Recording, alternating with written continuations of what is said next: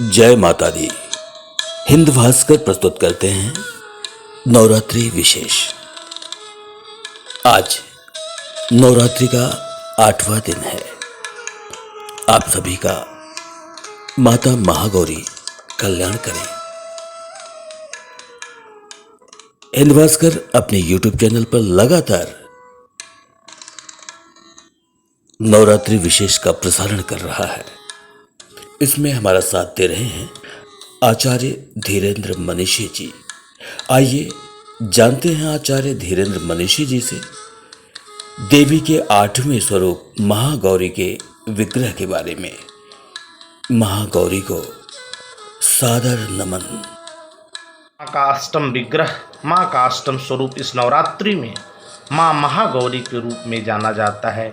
माँ का वर्ण गौर है, सफ़ेद वस्त्र धारण की हैं, सफ़ेद पुष्प की माला पहनी हुई हैं और उनका जो वाहन है वह भी वृष है और वृष भी सफ़ेद है, इसीलिए इन्हें महागौरी की संज्ञा दी गई है। एक कथा आता है कि भगवान शिव ने एक बार इन्हें महाकाली कह दिया था, तो माँ को बहुत बुरा लगा। उन्होंने ब्रह्मा जी की तपस्या की और ब्रह्मा जी खुश होकर माँ को गौर वर्ण में परिणत कर दिए। तब से माता का यह 8वां स्वरूप महागौरी के रूप में पूजित होता है।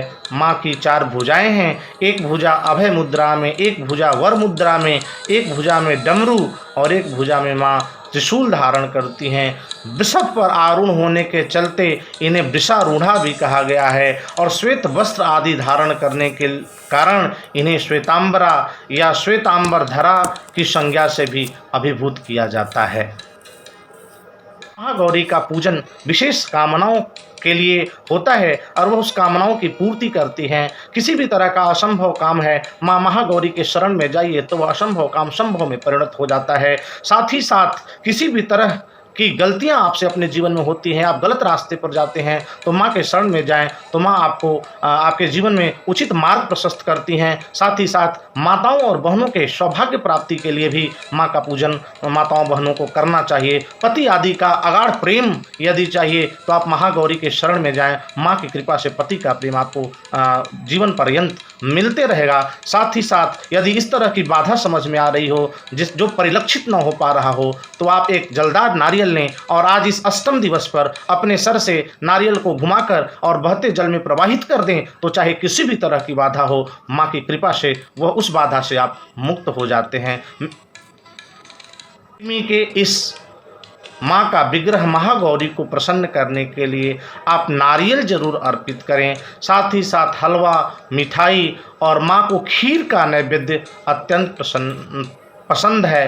तो ये पूजन और अर्चन करने के बाद यदि हो सके तो हवन आदि जब आप करें तो कमल गट्टे से और खीर से माँ के नाम मंत्रों से हवन करें और माँ को खीर, हलवा और नारियल आदि नैवेद्य के रूप में चढ़ाएं तो माँ अत्यंत प्रसन्न होती हैं। साथ ही साथ रक्तवर्ण के पुष्पों के साथ आप कमल का पुष्प या सफ़ेद वर्ण का पुष्प यदि आप चढ़ाएं तो माँ को वह श्वेत वर्ण का पुष्प पसंद है और माँ भक्तों पे प्रसन्न होकर कृपा करती हैं।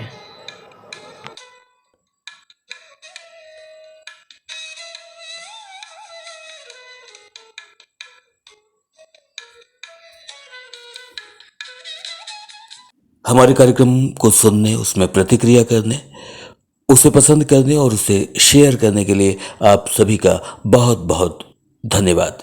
हम आपको बता दें कि आचार्य धीरेन्द्र मनीषी जी कल के एपिसोड में प्रस्तुत करेंगे आपकी सभी शंकाओं का समाधान। हवन कब, पारण कब, जरूर सुनिएगा, जुड़े रहिए।